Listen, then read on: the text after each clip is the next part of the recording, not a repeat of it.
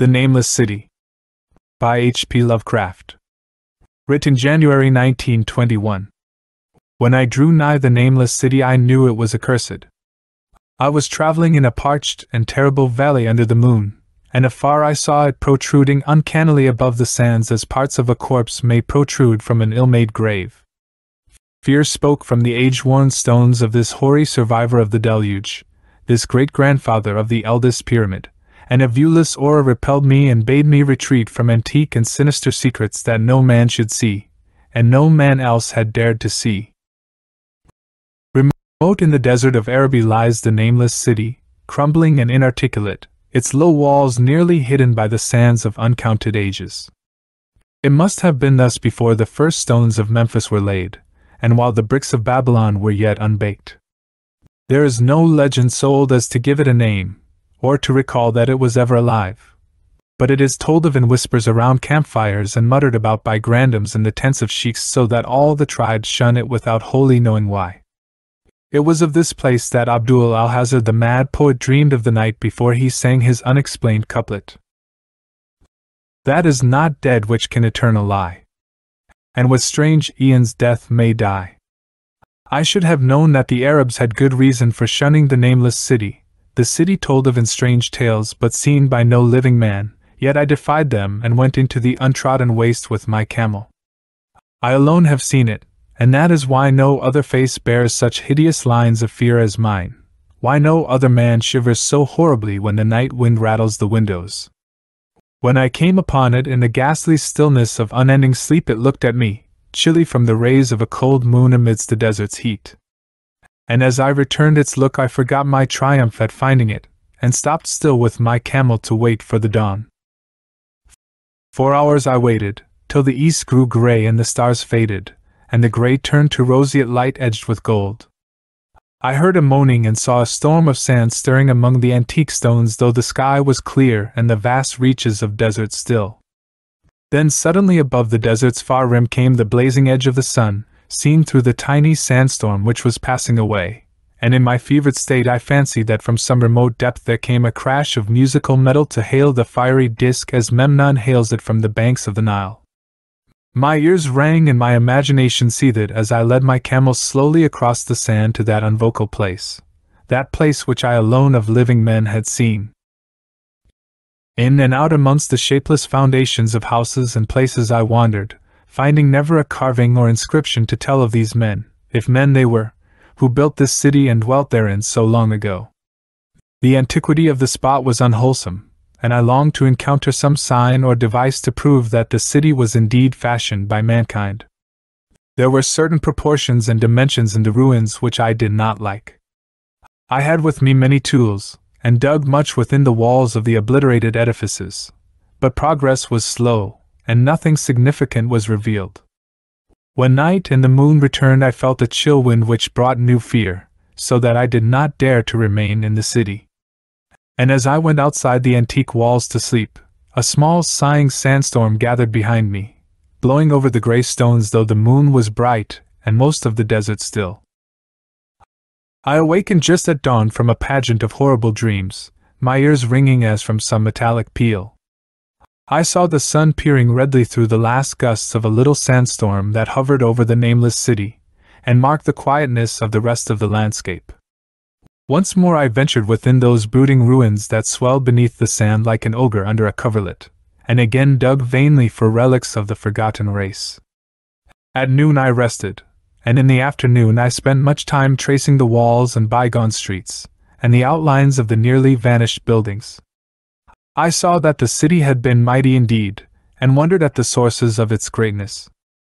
To myself I pictured all the spent hours of an age so distant that Chaldea could not recall it, and thought of Sarnath the Doomed, that stood in the land of Nar when mankind was young, and of Ibi, that was carven of grey stone before mankind existed.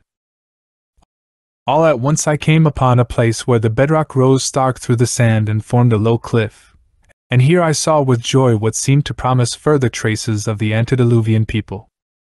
Hewn rudely on the face of the cliff were the unmistakable facades of several small, squat rock houses or temples, whose interiors might preserve many secrets of ages too remote for calculation, Those sandstorms had long effaced any carvings which may have been outside. Very low and sand-choked were all the dark apertures near me, but I cleared one with my spade and crawled through it, carrying a torch to reveal whatever mysteries it might hold. When I was inside, I saw that the cavern was indeed a temple, and beheld plain signs of the race that had lived and worshipped before the desert was a desert. Primitive altars, pillars, and niches, all curiously low, were not absent, and though I saw no sculptures or frescoes, there were many singular stones clearly shaped into symbols by artificial means. The lowness of the chiseled chamber was very strange, for I could hardly kneel upright, but the area was so great that my torch showed only part of it at a time. I shuddered oddly in some of the far corners, for certain altars and stones suggested forgotten rites of terrible, revolting and inexplicable nature, and made me wonder what manner of men could have made and frequented such a temple. When I had seen all that the place contained, I crawled out again, avid to find what the temples might yield. Night had now approached, yet the tangible things I had seen made curiosity stronger than fear, so that I did not flee from the long moon-cast shadows that had daunted me when first I saw the Nameless city. In the twilight I cleared another aperture, and with a new torch crawled into it, finding more vague stones and symbols, though nothing more definite than the other temple had contained. The room was just as low, but much less broad, ending in a very narrow passage crowded with obscure and cryptical shrines. About these shrines I was prying when the noise of a wind and my camel outside broke through the stillness, and drew me forth to see what could have frightened the beast.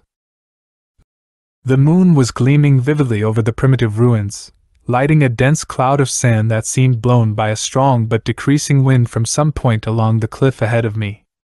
I knew it was this chilly, sandy wind which had disturbed the camel, and was about to lead him to a place of better shelter when I chanced to glance up and saw that there was no wind atop the cliff. This astonished me and made me fearful again, but I immediately recalled the sudden local winds that I had seen and heard before at sunrise and sunset, and judged it was a normal thing. I decided it came from some rock fissure leading to a cave, and watched the troubled sand to trace it to its source, soon perceiving that it came from the black orifice of a temple a long distance south of me, almost out of sight. Against the choking sand cloud I plodded toward this temple, which as I neared it loomed larger than the rest, and shewed a doorway far less clogged with caked sand. I would have entered had not the terrific force of the icy wind almost quenched my torch. It poured madly out of the dark door, sighing uncannily as it ruffled the sand and spread among the weird ruins. Soon it grew fainter and the sand grew more and more still, till finally all was at rest again, but a presence seemed stalking among the spectral stones of the city, and when I glanced at the moon it seemed to quiver as though mirrored in unquiet waters. I was more afraid than I could explain, but not enough to dull my thirst for wonder.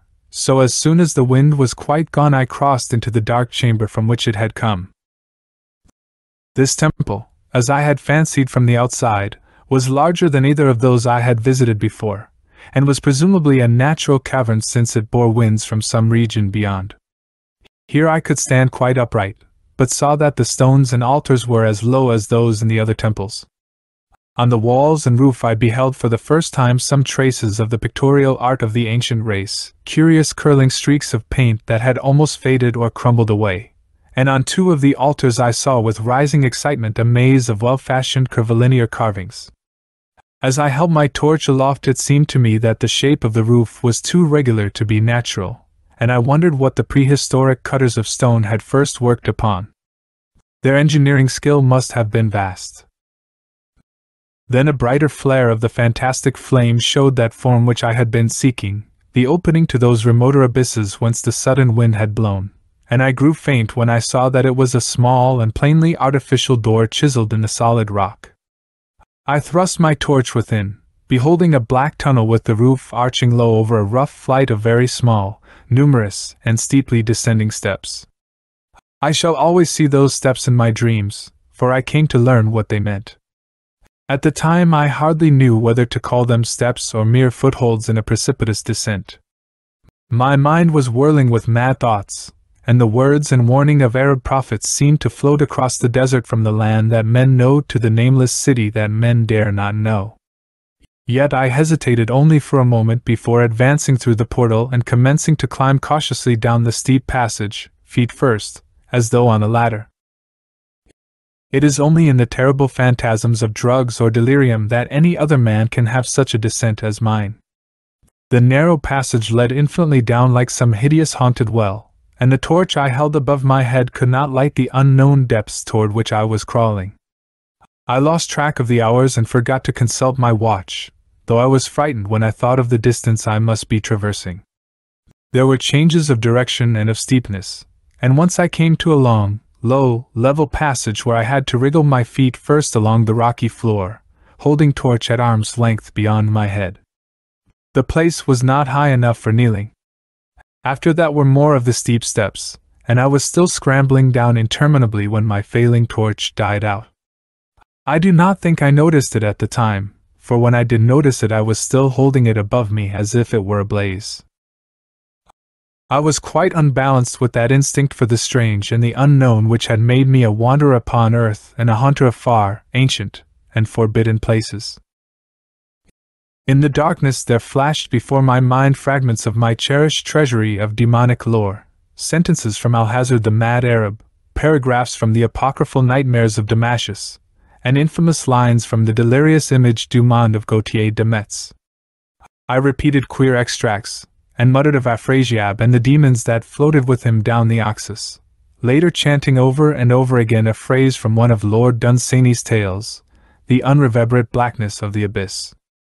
Once when the descent grew amazingly steep I recited something in sing-song from Thomas More until I feared to recite more. A reservoir of darkness, black, as witches' cauldrons are, when filled, with moon drugs in the eclipse distilled. Leaning to look if foot might pass, down through that chasm, I saw, beneath, as far as vision could explore, the jetty sides as smooth as glass, looking as if just varnished odor. With that dark pitch the seat of death throws out upon its slimy shore. Time had quite ceased to exist when my feet again felt a level floor, and I found myself in a place slightly higher than the rooms in the two smaller temples now so incalculably far above my head. I could not quite stand, but could kneel upright, and in the dark I shuffled and crept hither and thither at random. I soon knew that I was in a narrow passage whose walls were lined with cases of wood having glass fronts. As in that Paleozoic and abysmal place I felt of such things as polished wood and glass I shuddered at the possible implications. The cases were apparently ranged along each side of the passage at regular intervals, and were oblong and horizontal, hideously like coffins in shape and size. When I tried to move two or three for further examination, I found that they were firmly fastened. I saw that the passage was a long one, so floundered ahead rapidly in a creeping run that would have seemed horrible had any eye watched me in the blackness, crossing from side to side occasionally to feel of my surroundings and be sure the walls and rows of cases still stretched on. Man is so used to thinking visually that I almost forgot the darkness, and pictured the endless corridor of wood and glass in its low, studded monotony as though I saw it. And then in a moment of indescribable emotion I did see it. Just when my fancy merged into real sight I cannot tell, but there came a gradual glow ahead, and all at once I knew that I saw the dim outlines of a corridor and the cases, revealed by some unknown subterranean phosphorescence. For a little while all was exactly as I had imagined it, since the glow was very faint, but as I mechanically kept stumbling ahead into the stronger light I realized that my fancy had been but feeble. This hall was no relic of crudity like the temples in the city above, but a monument of the most magnificent and exotic art. Rich, vivid, and daringly fantastic designs and pictures formed a continuous scheme of mural paintings whose lines and colors were beyond description.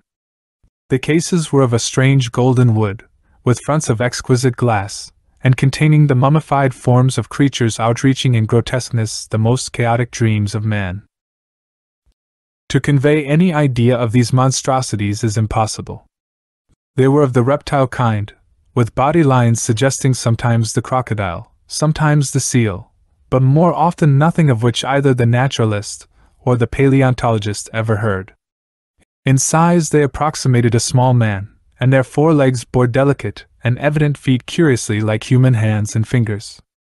But strangest of all were their heads, which presented a contour violating all known biological principles.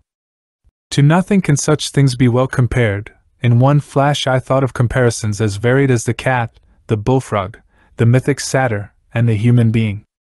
Not Jove himself had had so colossal and protuberant a forehead, yet the horns and the noselessness and the alligator-like jaw placed things outside all established categories. I debated for a time on the reality of the mummies, half suspecting they were artificial idols, but soon decided they were indeed some Paleogean species which had lived when the Nameless City was alive. To crown their grotesqueness, most of them were gorgeously enrobed in the costliest of fabrics, and lavishly laden with ornaments of gold, jewels, and unknown shining metals.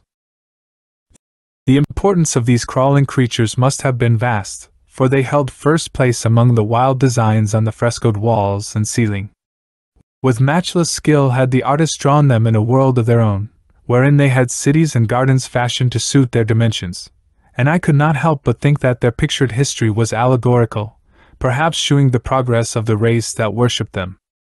These creatures, I said to myself, were to men of the Nameless City what the she-wolf was to Rome, or some totem beast is to a tribe of Indians. Holding this view, I could trace roughly a wonderful epic of the Nameless City, the tale of a mighty seacoast metropolis that ruled the world before Africa rose out of the waves, and of its struggles as the sea shrank away, and the desert crept into the fertile valley that held it. I saw its wars and triumphs, its troubles and defeats, and afterwards its terrible fight against the desert when thousands of its people, here represented in allegory by the grotesque reptiles, were driven to chisel their way down through the rocks in some marvelous manner to another world whereof their prophets had told them. It was all vividly weird and realistic, and its connection with the awesome descent I had made was unmistakable. I even recognized the passages. As I crept along the corridor toward the brighter light I saw later stages of the painted epic, the leave-taking of the race that had dwelt in the Nameless City and the valley around for 10 million years.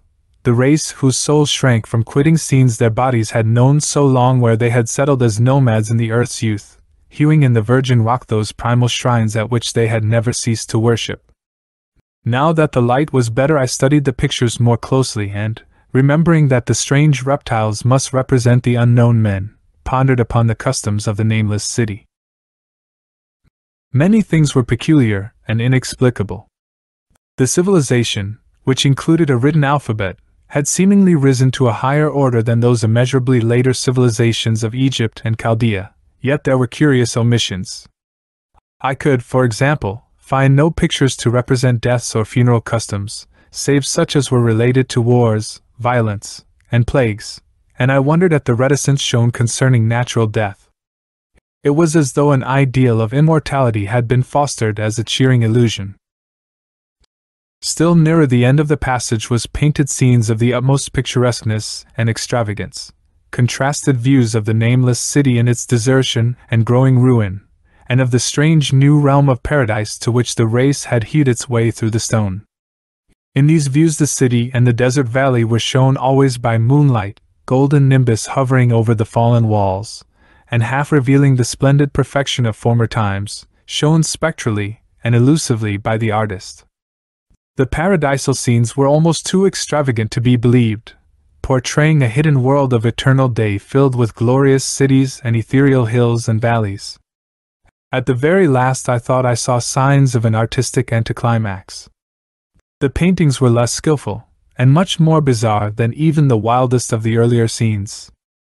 They seemed to record a slow decadence of the ancient stock, coupled with a growing ferocity toward the outside world from which it was driven by the desert. The forms of the people, always represented by the sacred reptiles, appeared to be gradually wasting away, though their spirit as shown hovering above the ruins by moonlight gained in proportion.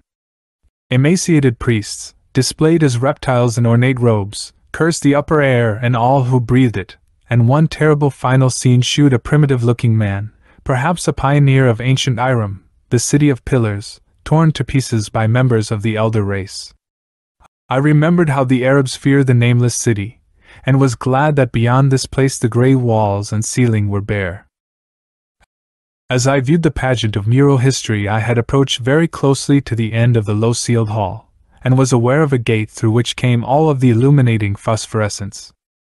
Creeping up to it, I cried aloud in transcendent amazement at what lay beyond, for instead of other and brighter chambers there was only an illimitable void of uniform radiance, such one might fancy when gazing down from the peak of Mount Everest upon a sea of sunlit mist.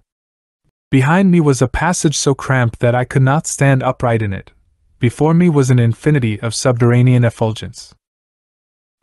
Reaching down from the passage into the abyss was the head of a steep flight of steps, small numerous steps like those of black passages I had traversed, but after a few feet the glowing vapors concealed everything. Swung back open against the left-hand wall of the passage was a massive door of brass, incredibly thick and decorated with fantastic bas-reliefs, which could if closed shut the whole inner world of light away from the vaults and passages of rock. I looked at the steps, and for the nonce dared not try them. I touched the open brass door, and could not move it. Then I sank prone to the stone floor, my mind aflame with prodigious reflections which not even a death-like exhaustion could banish. As I lay still with closed eyes, free to ponder, many things I had lightly noted in the frescoes came back to me with new and terrible significance, scenes representing the Nameless city in its heyday, the vegetations of the valley around it, and the distant lands with which its merchants traded. The allegory of the crawling creatures puzzled me by its universal prominence, and I wondered that it would be so closely followed in a pictured history of such importance. In the frescoes the Nameless city had been shown in proportions fitted to the reptiles. I wondered what its real proportions and magnificence had been, and reflected a moment on certain oddities I had noticed in the ruins. I thought curiously of the lowness of the primal temples and of the underground corridor, which were doubtless hewn thus out of deference to the reptile deities there honored, though it perforce reduced the worshippers to crawling. Perhaps the very rites here involved crawling in imitation of the creatures. No religious theory, however, could easily explain why the level passages in that awesome descent should be as low as the temples, or lower, since one could not even kneel in it. As I thought of the crawling creatures, whose hideous mummified forms were so close to me, I felt a new throb of fear. Mental associations are curious, and I shrank from the idea that except for the poor primitive man torn to pieces in the last painting, mine was the only human form amidst the many relics and symbols of the primordial life. But as always in my strange and roving existence, wonder soon drove out fear, for the luminous abyss and what it might contain presented a problem worthy of the greatest explorer. That a weird world of mystery lay far down that flight of peculiarly small steps I could not doubt, and I hoped to find there those human memorials which the painted corridor had failed to give. The frescoes had pictured unbelievable cities and valleys in this lower realm, and my fancy dwelt on the rich and colossal ruins that awaited me. My fears, indeed, concerned the past rather than the future. Not even the physical horror of my position in that cramped corridor of dead reptiles and antediluvian frescoes, miles below the world I knew and faced by another world of eerie light and mist, could match the lethal dread I felt at the abysmal antiquity of the scene and its soul. An ancientness so vast that measurement is feeble seemed to leer down from the primal stones and rock-hewn temples of the Nameless city, while the very latest of the astounding maps in the frescoes shewed oceans and continents that man has forgotten, with only here and there some vaguely familiar outlines of what could have happened in the geological ages since the paintings ceased and the death-hating race resentfully succumbed to decay. No man might say. Life had once teemed in these caverns and in the luminous realm beyond. Now I was alone with vivid relics, and I trembled to think of the countless ages through which these relics had kept a silent, deserted vigil. Suddenly there came another burst of that acute fear which had intermittently seized me ever since I first saw the terrible valley and the Nameless city under a cold moon, and despite my exhaustion I found myself starting frantically to a sitting posture and gazing back along the black corridor toward the tunnels that rose to the outer world. My sensations were like those which had made me shun the nameless city at night, and were as inexplicable as they were poignant. In another moment, however, I received a still greater shock in the form of a definite sound, the first which had broken the utter silence of these tomb-like depths. It was a deep, low moaning, as of a distant throng of condemned spirits, and came from the direction in which I was staring.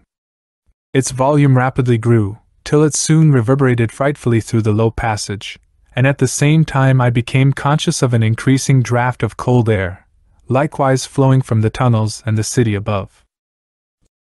The touch of this air seemed to restore my balance, for I instantly recalled the sudden gusts which had risen around the mouth of the abyss each sunset and sunrise, one of which had indeed revealed the hidden tunnels to me.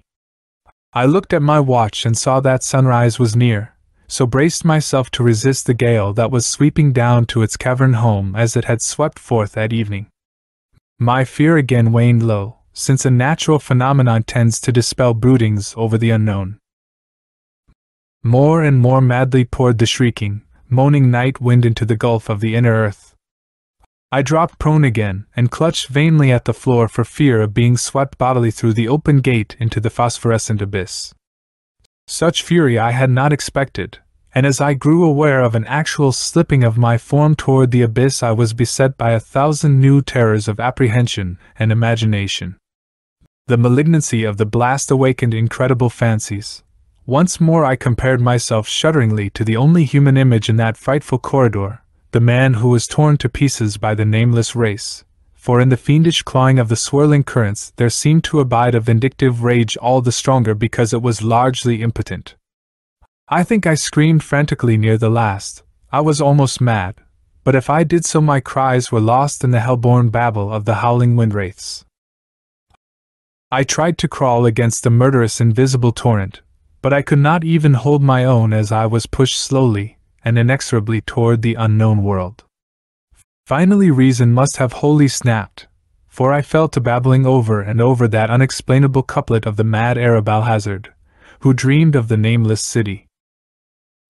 That is not dead which can eternal lie, and with strange aeons even death may die. Only the grim brooding desert gods know what really took place, what indescribable struggles and scrambles in the dark I endured, or what abandon guided me back to life, where I must always remember and shiver in the night wind till oblivion, or worse, claims me.